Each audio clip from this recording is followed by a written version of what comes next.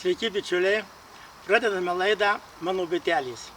Mano bitelės, todėl kad mano bitelės, o kitos bitelės tai jūsų bitelės.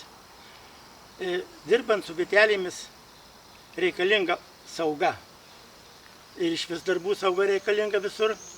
Tai mes naudojame saugos priemonės tinklelį. Prie bitelių tinklelis yra pakabytas ant vinies.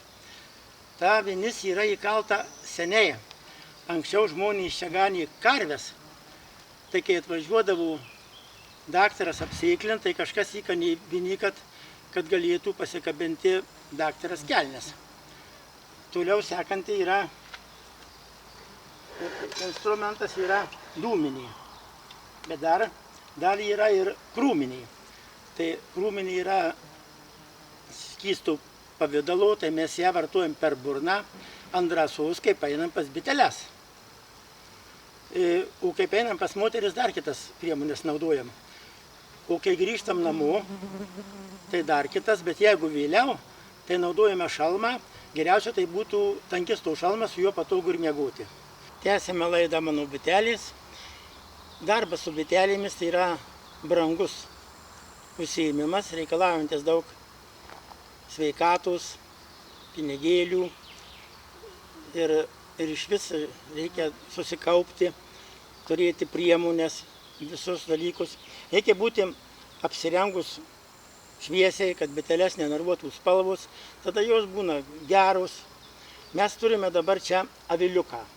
Šalia manęs yra aviliukas, jame gyvena bitelės, po dangteliu yra rėmeliai, pasiūtas švaško, reiškia, kauriukas, kuriame gyvena bitelės, ten yra perai, medus.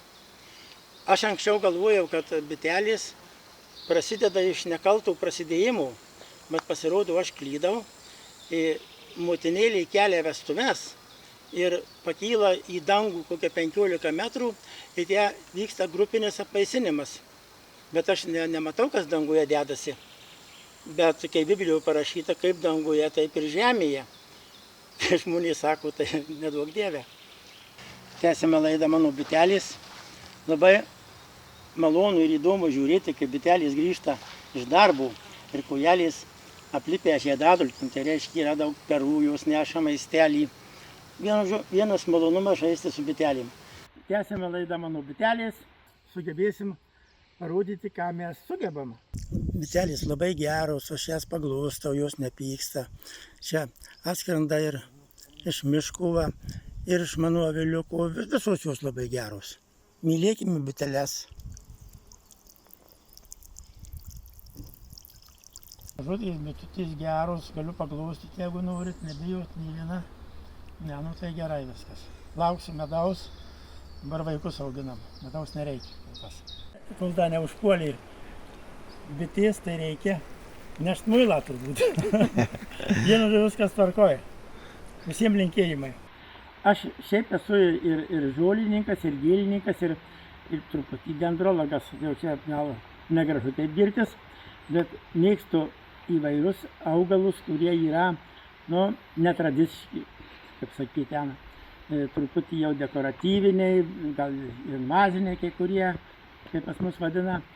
Mes apžiūrinėjame dabar retus augalus, gal kažkam nereti, bet man gudobelį, tai yra čia įskiepyta gudobelį, kurios uogos naudojamas ir kaip vaistažolės, ar kaip jas kitaip pavadinti.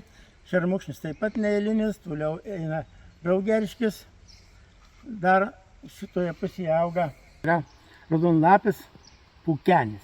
Tai jis labai dera, suprantat, su geltonlapiu šeivamedžiu, toksai akcentas. Augalai ir bitelės yra neatsiejamas dalykas, vieni kitus laiko.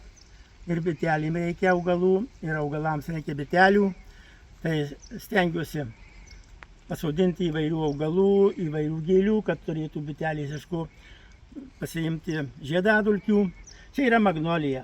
Magnolijos pas mus jau neretas augalas, bet ji labai gražiai žydi pavasarį. Čia yra geltonlapė magnolija.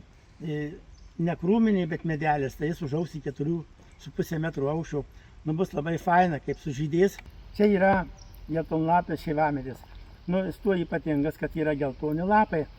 Nu, daugumoje geltoni lapai būna rudenį jau prieš augalų egzistencijos pabaigą.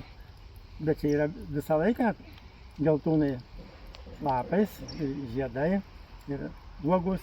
Mes dabar stovime prie laumenės. Jis labai patinka bitelėms. Bet dabar toks laikas, kad neseniai praėjo lietutis, tai bitelė įsiskrido. Mes dabar stovime prie medelio, kuris vadinasi sparnuotasis aužekšnis. Kuo jis ypatingas? Nu, augalas kaip augalas, bet rudenį jisai nusidažo raudonai. Visi lapai būna raudoni ir ilgai, kokį mėnesį. Nu, ypatingas augalas. Turim labai daug visokių augalų, vaistinių ir žydinčių gražiai. Čia yra gaura. Jie jau truputį nužydėjo, bet labai raudonai gražiai žydė. Nu, čia juka, tai turbūt visi pažįstat, bet kaip sužydė žiedas iki metrų aukščio, nu, bus labai gražu. Tai bus kitą metą. Prašom atvykti.